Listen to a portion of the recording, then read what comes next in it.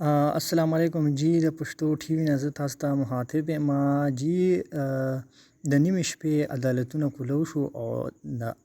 توهین عدالت آرټیکل 6 په تحت کې عمران خان به اوس د غدارۍ د مقدمې سامنا کوي. عمران خان، اسد قیصر او قاسم خان سوري به گرفتار کولی شي او هغوی د نیشنل اسمبلی د سپیکرۍ نه هم هټاو شو او ایاز صادق چې کوم دی هغه ووټینګ عمل جاری کړی دی د عمران خان خلاف. د نو کانفیډنس ووټینګ عمل جاری دی او ارکان خپل نوم لیکي او باری باری دننه ځي. نو عدالتونه چې کوم دی کولو شوي دي او عمران خان ویلي دي چې د اخیری دم پورې به مقابله کومه او کم خط چې عمران خان سره دی هغه به چیف جسټس اف پاکستان ته هم ښیم. عمران خان خپل پیغام کې ویلي دي چې د چا نه به هم نه یریږم او کومه مقدمه د غدارۍ چې په ما باندې دغه شوې ده هغه ډیپینډ به کوم او چیف جسټس اف پاکستان ته به هغه خط ښیم کوم چې بیروني ملک نه پاکستاني او کوم اپوزیشن دی هغوی ته راغلی دی د عمران خان خلاف چې دی د حکومت نه لرې کړي شي او نوی وزیر اعظم دی جوړ کړی شي. نو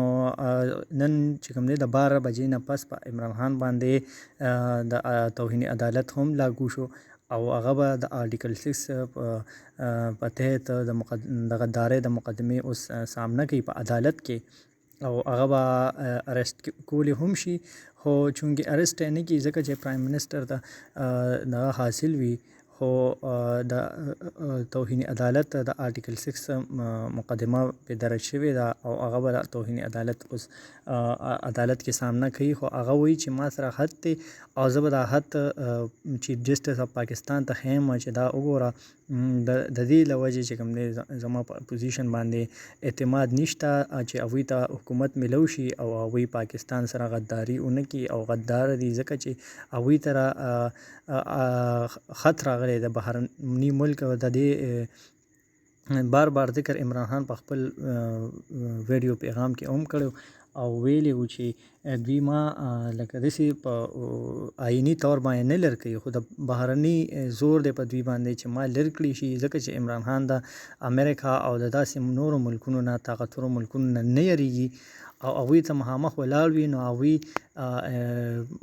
اپوزیشن را مخکې کړی چې تاسو دې د حکومت نه لر کې د ووټینګ سلسله اوس جاری ده. سپیکر ایاز صادق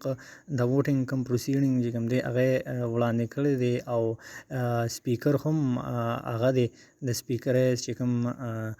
رول دی هغه انجام کوي او